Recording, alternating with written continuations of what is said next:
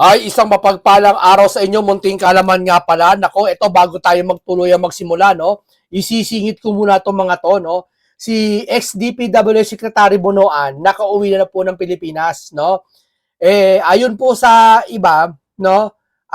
Baka daw po dumalo ito sa Senate Blue Ribbon hearing itong gaganapin kay Lacson, no?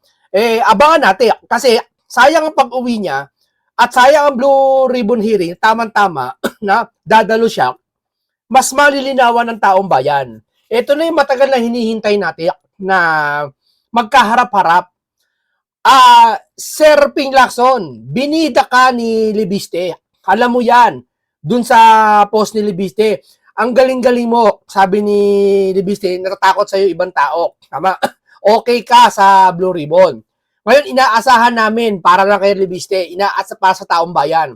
Inaasahan ka namin, Lacson, na ito si Bonoan, ito ay patatawag mo at ipatatawag mo pa at iba pa. Kung talagang si Romualdez may parliamentary courtesy na yan, letter mo na lang, pakiusapan mo na lang. Siguro naman, ikaw ba naman, tempore ka, Ping Lacson ka, dating speaker, hindi mo kayang pakiusapan, na i-text mo man lang o pa-text mo kay Soto. Nakakausap naman niya, di ba?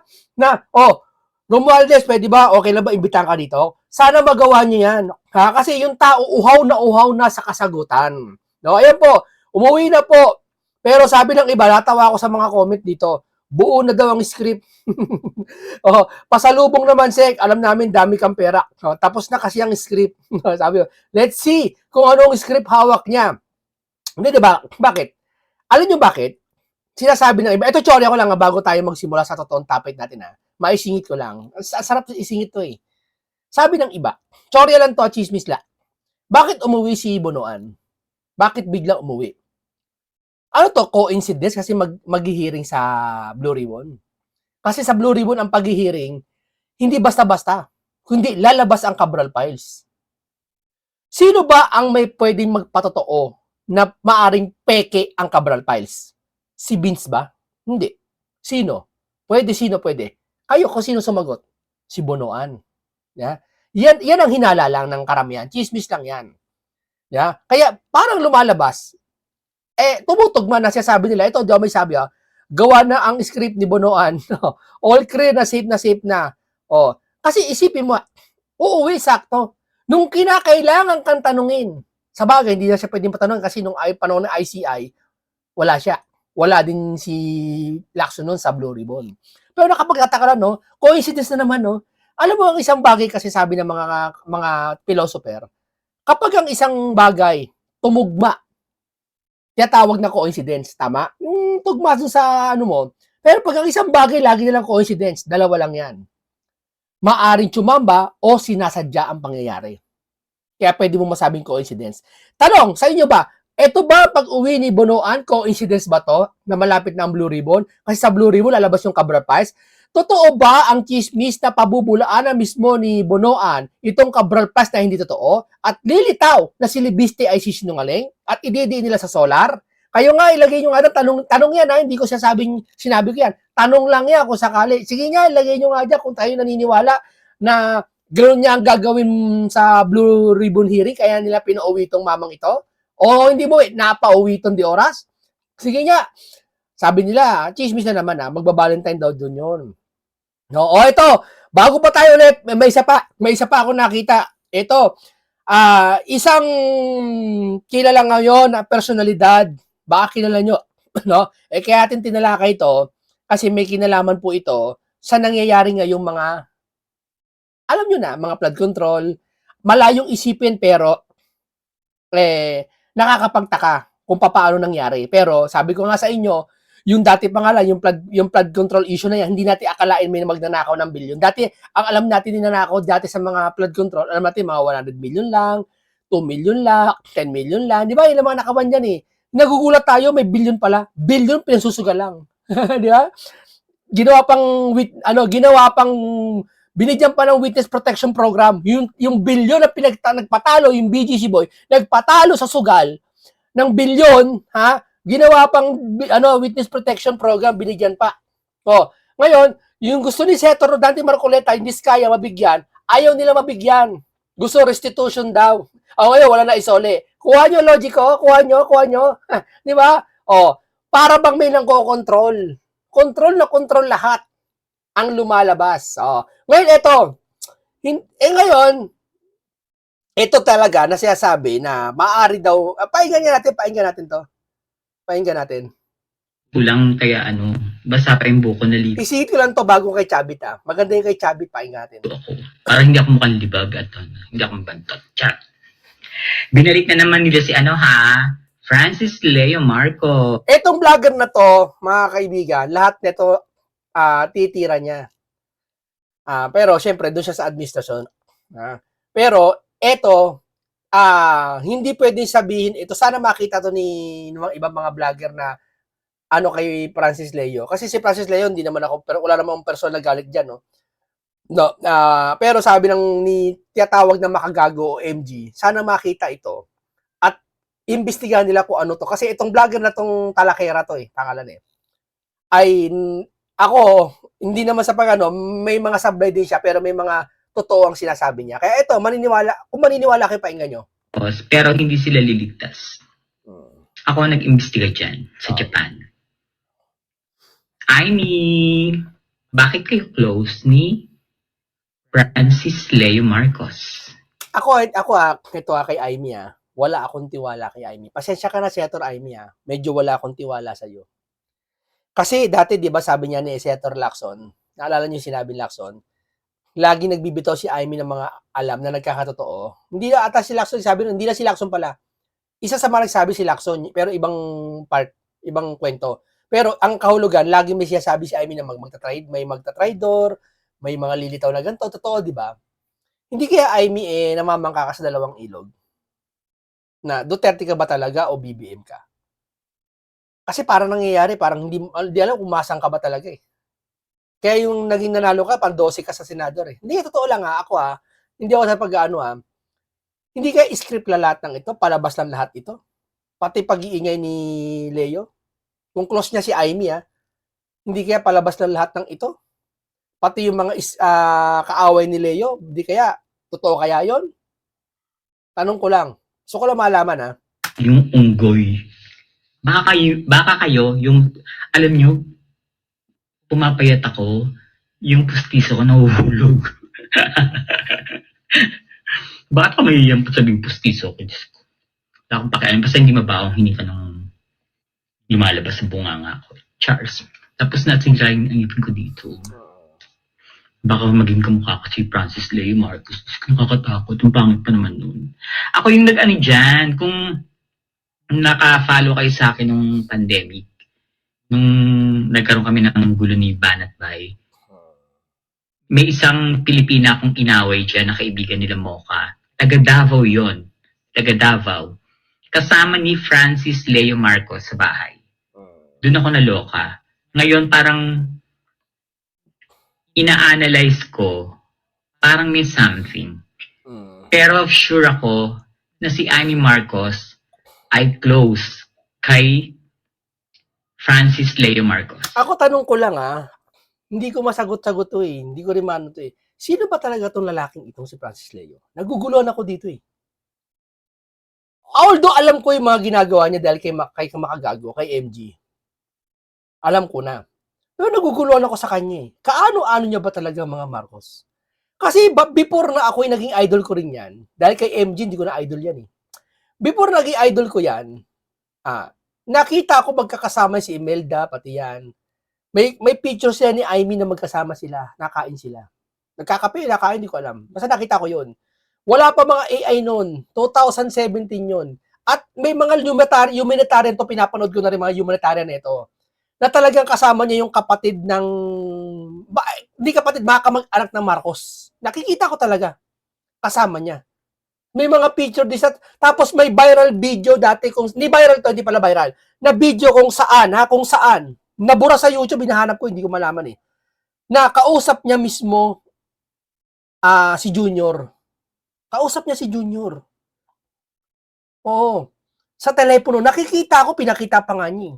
Nawala lang Saglit na saglit lang yung pagka-post yun, kinabukas sa tanggal na, pero napanood ko yun. Kausap niya. Ang tawag niya Insan. Insan, na-confuse ako, ha? Ano to?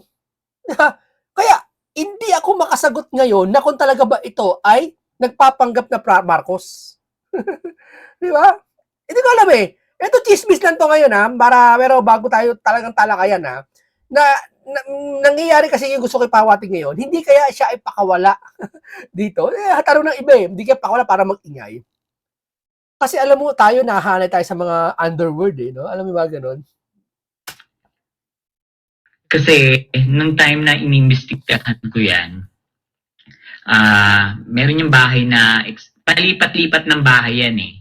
Si Unggoy. Yung bahay na may swimming pool sa Valle Verde, isa rin yung sa inupahan niya. Kasi nawala yung na-report yung page ko, naiinis ako eh. Ang dami kong pasabog sana doon ngayon. Yung babaeng taga Davao na yan, nakaaway ko, nandun siya sa bahay na yun sa Valle Verde. Samantalang nung kaaway ko siya, nasa Japan siya, nagulat na lang ako, isang araw, nakita ko siya sa, madalas mag-live yan, di ba, si Unggoy? Nakita ko siya sa bahay, sa live. Napadaan siya, hindi niya siguro napapansin na nagla-live si, nahuhulog na naman yung puso ko, okay. Maluwag na siya. Baka naman pwede niyo akong sponsor ng pustiso. Charot. Ituloy na natin. Hindi niya siguro napansin. Nakalimutan ko na yung pangalan ni basta maalala ko yan. Hindi niya siguro napansin na nagla-live si Francis Leo Marcos. Napadaan siya. Nagulat ako. Ko pa nga yun, na-screenshot ko pa yun. Wala na kasi yung phone ko na yun. Kakalkalin ko yan. Itong taong ito, hindi to basa-basa rin ha. Ito yung tao na to kung saan dati nilang kaibigan, hindi ko alam kung dati niyang kaibigan sila Harry Roque, sila Maharlika yata, para tapos mula nagka-quadcom na yan, pinatawag tong taong ito, doon na ata nagkabaliktaran. Yung parang gayata, hindi ko alam masyadong kwento niyan eh. Pero ito pero di siya politiko. Sigurado. Si Francis Leo Marcos ay close kay Amy Marcos. Nako po. Nung time na iniimbestigahan ko yan, meron akong nakausap na taga-Japan na nagpunta na umuwi ng Pilipinas. Pinauwi ni Francis Leo Marcos. Ilan sila mga leader ng mga Filipino community sa Japan. Tapos magbi-business daw kasi pinangakuan sila ng business ni Francis Leo Marcos. So, nag-meeting sila sa Pilipinas doon sa Valle Verde, sa bahay na yon. At nakita raw nila yung kapatid ni Madam Imelda Marcos. Pinakilala pa raw sila ni Francis Leo Marcos doon sa kapatid. Isipin mo yan, is kapatid ni Madam Imelda. So, ang pumasok nun sa utak ko, baka ang may gawa niyang pagpapalabas kay Francis Leo is yung kapatid ni Madam. Ayun, tingnan nyo Marami na tayo narinig nandito tong Marcos to. Hindi ako pro Marcos ha. Alam niyo naman, nababatikos ako pag may mga mali talaga Marcos. Ito mismo sabi itong vlogger na to, na mapagkakatiwala ang source. Ha? Sipin mo, kapatid niya nagpakilala sa kapatid ni Imelda daw, ito si Francis. Sa madaling salita, malakas ang Marcos nito. Hindi ko alam Sabi niya sa Madawid, anong meron? Hindi kaya, ang lahat ng to, kaya wala akong tiwala kay Amy. Wala akong tiwala Iba Iba nararamdaman ko Di ba? Kasi parang ang balita ko, yung parang may inggit yung kapatid, ganon. And 29... Saka ba ito papalayain to? Sino ba tong taon to? Ba't mo papalayain? Kung wala talagang connection sa mga Marcos. Hindi, sa akin lang hindi ko siya diretso siya sabi naniniwala ako. Gusto ko, kaya siya sabi to, isang patanong na para malaman nyo at may mga alam na ano ba talaga siya. Nalilito ako Yan. senatorial election that time. Oo, tama. Ano yun? Election ng senator. And ang iniisip ko is, bakit close si Amy? Oo. Alam kong may kinalaman to sa pagtakbo ni PBBM nung eleksyon na i-operate siya para hindi siya makatakbo at basta May gusto siya sabihin, ayaw niya lang sabihin eh. Hindi pa siya sigurado na siya sa alam niya, pero nag-iingat siya baka magkamali siya. Sa tingin ko ganun eh. hintayin nyo, kaya ko yan. Churut, sakbe. Kung ako sa inyo, huwag niyo lang ilabas si Francis Leo Marcos. I mean, mapapahiya ka lang. Promise, mapapahiya ka. Nagkamali kayo. Ewan ko bakit ako na naman yung nakatapat. Ako na naman, ako yung kay Okay, ang ganito lang muna, ituloy natin kay Chavit na. Caramel Madriaga. Ngayon, ako yung kay Francis Leo Marcos. Yung kay Guteza, kilala ko yan. Saldi ko, kilala ko. Legit to pag nag-imbestiga eh. Nakikita ko kasi yung mga post din nito eh. Pero yung iba hindi ako niniwala sa kanya. No, may mga alam din ako syempre. O eto, pahinga natin mamaya na yan, kay Chavit na tayo. Dito to kay Master Chavit. No? Upo na tayo dyan kay Francis Leo. Lagay nyo na lang dyan kung kayo naniniwala na si Francis Leo Marcos ba may koneksyon sa Marcos o hindi lang. At ipaliwanag nyo kung hindi, ay paliwanag nyo kung oo. Aanin ko yan. Pupusuan natin yan. Ang ano ni President, Eto, may budget niya. binulgar na si Chavit tungkol sa Ilocos Norte yata. ng mga department, siya makikialam sa lahat yan. Hindi ikot yan kundi niya pirmahan. So, alam niya lahat. Doon napunta sa Congress, nando yung 74 billion na ni PhilHealth. Napunta sa Senate, nando yon 74 billion. Hinihingi ng PhilHealth. Napunta sa BICAM, nandun. Napunta sa proposed GAA, nandun. Pagbalik sa kanya, tinanggal niya. Kaya walang konsensya eh. Kaya 25-0, kawawa yung mga tao. Pera ng tao yan, walang magamit. Pero sinasabi niya, meron siyang zero billing. Ha? Go. Nasaan? Wala, sinungaling yan. Yung zero billion hospital na yan, inaasahan lahat yan. Hanggang ngayon, walang makaranas niyan eh. Ewan ko kung saan banlupalop yan eh. Kasi ako kung talagang matino at maayos, may pagmamalasakit ang gobyernong ito, hindi lang sa PBBM, pati sa iba pa. Sana yung mga cancer patient gawin nyo ng libre. Yung mga dialysis center, libre na lahat. Hindi, Sa Ilocosur, libre ang 8 hospital namin, libre lahat. Sana magawa rin niya yan. Para hindi hirap ang tao. At Gob, sinasabi niya rin, diba, nung nakaraan na ibabalik niya daw yung 60 billion.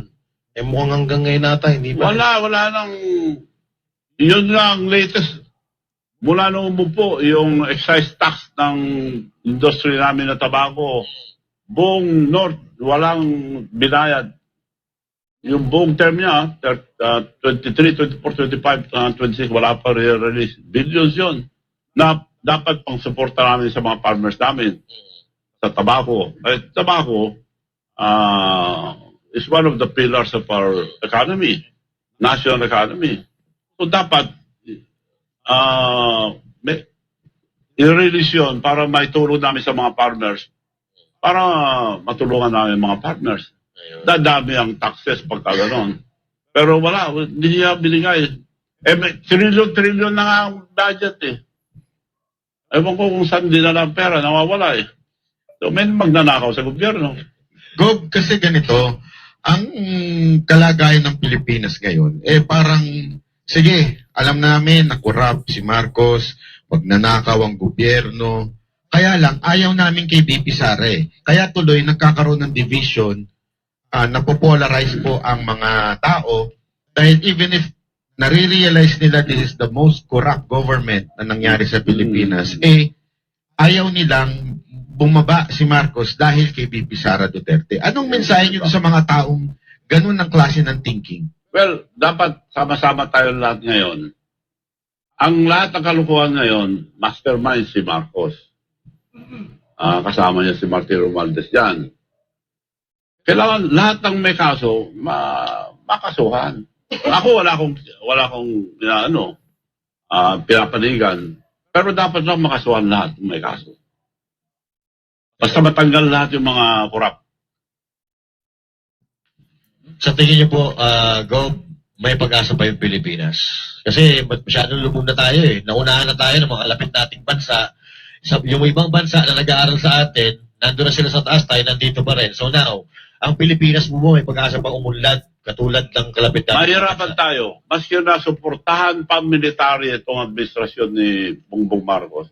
Mahirap na dahil yung foreign investment sobrang baba, hindi magtali ang ekonomiya. Alam mo saan na problema ang administrasyon ito? Alam mo saan? Ano pinaka problema?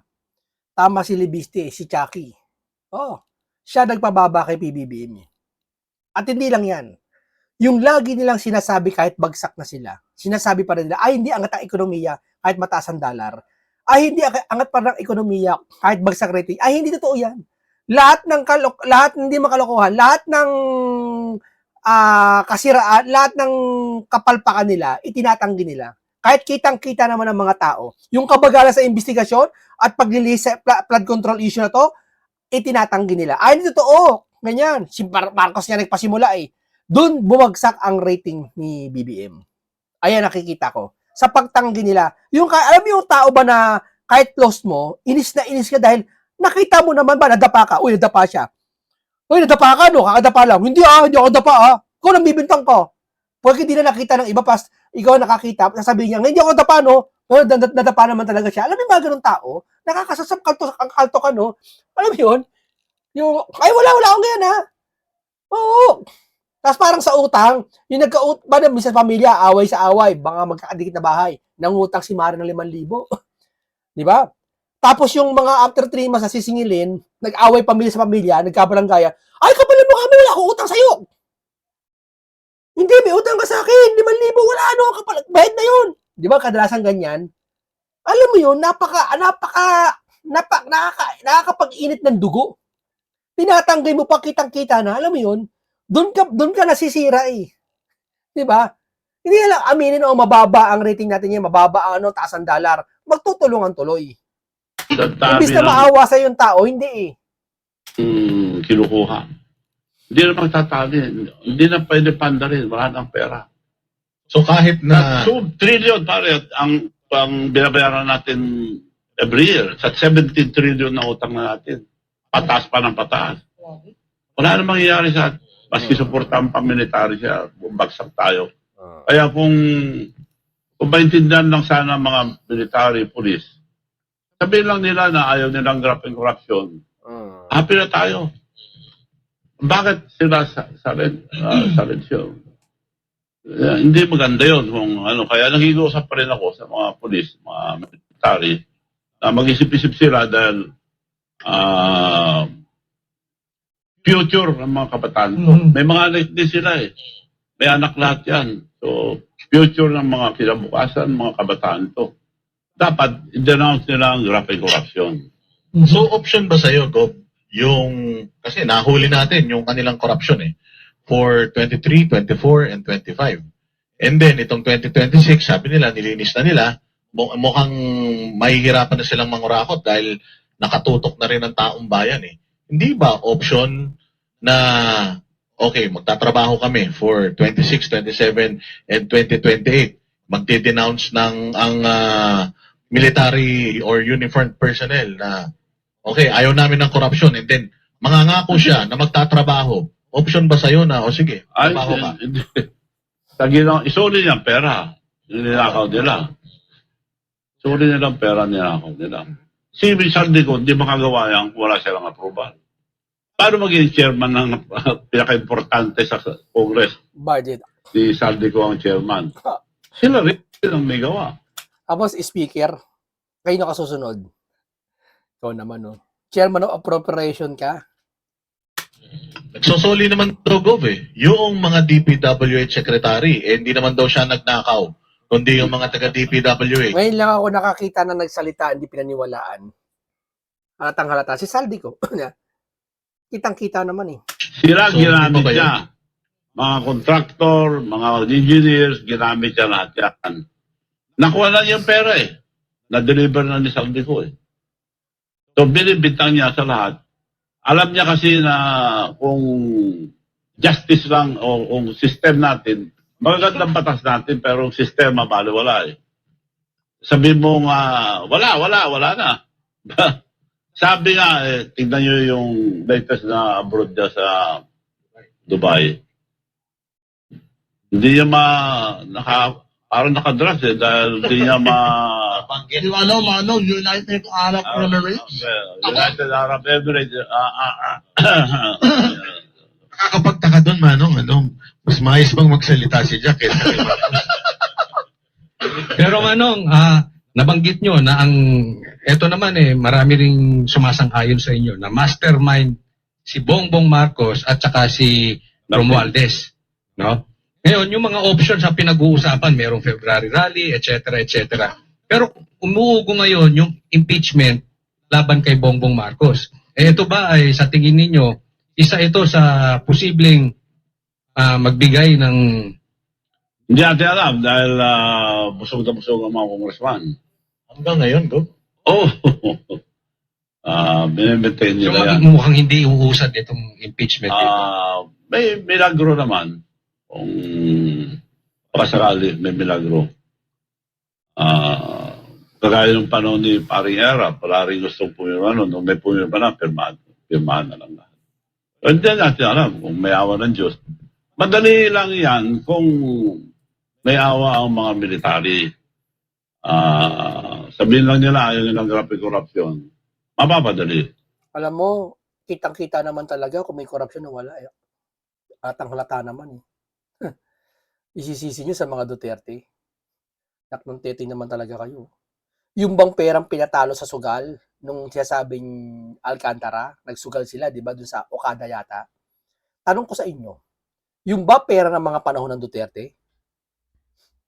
Di ba? Pera ngayon nyo, kayo nung binadgetan yun.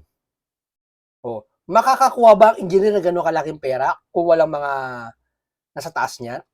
Sige nga, naniniwala kayo dyan sa Henry Alcantara na yan? Sa mga yan, naniniwala kayo dyan? Tanong ko lang sa inyo. Pero kung wala siya ng konsensya, wala tayong magawa. So sa madaling salita, kasi ang nangyayari ngayon, parang hindi siya nagsasalita ang military sa ating mga napapalitaan. So, parang wala silang pakialam. Yun nga. Yun nga masama dyan. So, dapat magsalita sila kung ayaw niyang garapin korupsyon. That means, tinutolerate nila.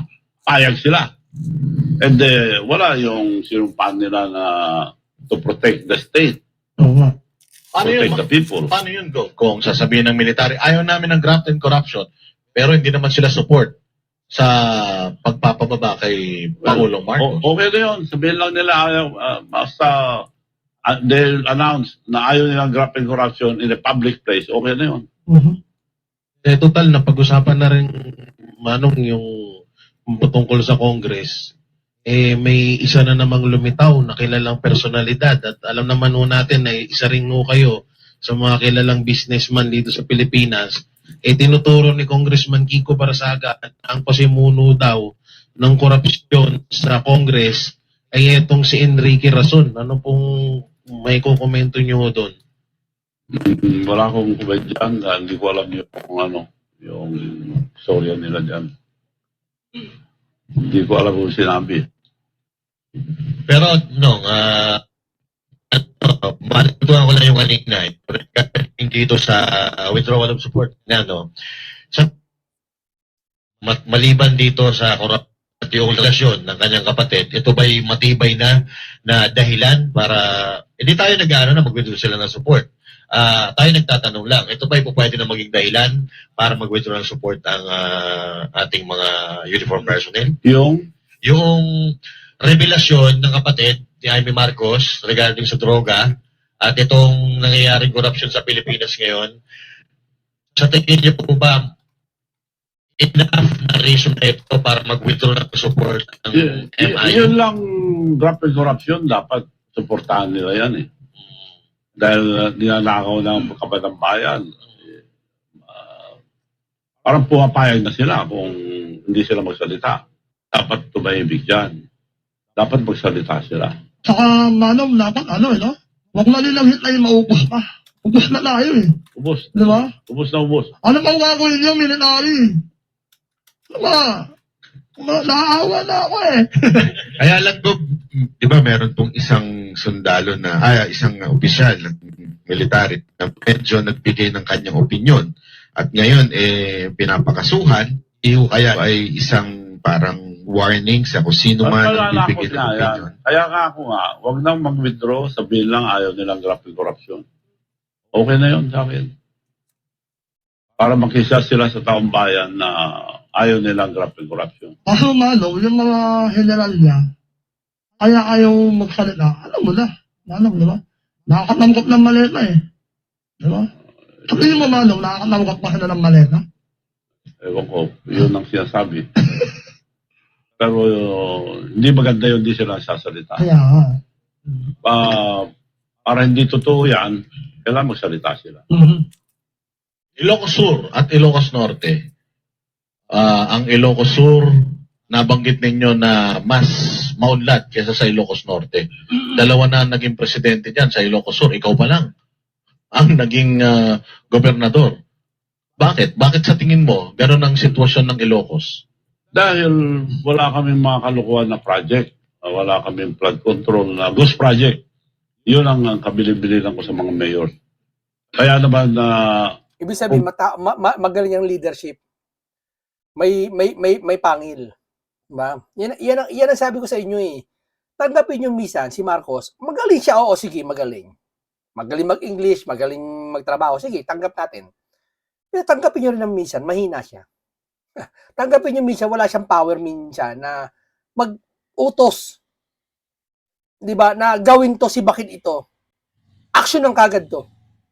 Diba? the poorest Kita-kita naman eh. to the richest province na kami ngayon. Dati number 5. Ngayon, kami lang, dineclare ng COA. Pero ikaw ba, presidente ka, papayag ka? Ang ingay-ingay na, naglalabas na ng ebidensya si Libiste. Palagay natin yung nilalabas ni Libiste, peke, no? At hindi totoo, no? At palagay natin hindi totoo. Pero ikaw ba naman, presidente, wala kang gagawin na dapat iutos mo na i-preserve niyan, ingatan niyan si Libiste para makakatulong yan sa investigasyon na ginagawa natin. Dapat ganun eh. Wala akong nakitang ganyan eh. Yeah? Bagkos, binabatikos pa ng spokesperson eh. So, naniniwala kami, pag binatikos sa spokesperson, binabatikos sa administrasyon. Di ba ganun yun? Oh, ganun ang paniniwala ako sa spokesperson eh. Di ba? Richest province ng Ilocos Sur. So dahil sa mga mayors, tama yung paggawa nila mga project. Basta wag lang ghost project ako sa kanila. So, walang ghost project sa amin. Sa Ilocos Norte, makita mo, wala pa akong nakitang tunay na puro substandard. Yung iba, wala. Grabe. Wala talagang project. Ghost project. Kaya tama si BBM eh. Mahiya naman kayo. Mga palpak na... Ang iniimbestigahan niya yung mga puro yung mga tulay na panahon pa ni Duterte. Si Boying, iniimbestiga yung 2019 na solar ni Libiste. Duterte pa daw ang administrasyon. Lahat doon siya nakatingin sa investigasyon eh. Ayaw nyo, tignan nyo ngayon. Okay, sabay nyo man lang yung ngayon. Project, Puro mga yung pasa na nakatingin kayo eh. guni-guni. Doon pala sa Ilocos Norte yun. Kaya lang, Gob, delikado po yung sinasabi ninyo na number 1 na ang Ilocos Sur ngayon dahil baka mamaya i-claim ni Marcos siya may dahilan niya. Mahilig pa naman mag-credit graph yun. Di ba po? Pero yun, hindi naman ako nag-announce eh. Kung why. Pero kidding aside po, sa tingin niyo po ba, di ba, isa ho sa mga pinagbibintangan ngayon dun sa Ilocos Norte ay yung kanyang anak na may mga ghost flood Project. control doon na project. Yes. Sa tingin niyo po ba talagang involved si Sandro Marcos dito? Sa nakikita ko, involved. Yun na lang allocable, siya ang number 1 eh. Hmm. Almost 16 billion. Tapos, Additional lang Si yun. Pulong ang pinag-iinitan. Ayaw nyo isabay yung isa. Dapat, kung meron si Pulong, meron din si Sandro, sabay nyo anuhin, imbestigahan. Hindi yung si Pulong lang. Tindi nyo eh, no? Na pork barrel. Bawal na nga Supreme Court yan eh. Pinagbawal na noon eh. Parang pinamitan lang pangalan. Allocable. Pork barrel. So, siya ang pinakamarami. Pangalawa, si Speaker Martin Romualdez. Naku. Parang bang kanila na yung gobyerno eh. Oo. Di ba Parang niya, dyan nagalit sila kay Sara, binuki ni Sara, ang may hawak ng budget si Saldi sa si Martin lang. Di ba? Kaya doon nagsimula ata ng galit sila kay Sara eh. Di ba? O ngayon, nalalaman na. Pakialam, masyadong sabihin mo. So wala po talagang naitayo doon na sa kabila ng 16 billion na allocable sa kanya, wala po bang naitayo talaga sa Ilocos Norte? Ni isa man lang, kahit man lang tulay? Makikita nyo sa video, na buwabagsak yung mga bato, walang semento. Yung mga ibang ginawa, puro kalukuhan. Yung mga iba, pinatitignan ko ngayon, wala eh. Nandun sa listahan ng Public Works and Highways, lahat ng project doon. If I'm not mistaken, 156 flood control project in Ilocos Norte. Grabe. Wala akong makita ni isang matino Ilocos Norte. sa Ilocos Norte. Ilocos Sur kasi ang ganda dyan eh. Kasi actually malapit na yung piyesta nila dyan, yung Kanawit. Okay, hanggang dito lang po muna tayo mga kababayan natin. No? Talagang malalaman nyo naman kung talagang kayo ay dinadaya na sa mga nakikita natin. No, huwag natin palalimin ang ating kaisipan. Logic lang naman eh, ang gagawin natin eh. Tama ba ba ang nangyayari ngayon?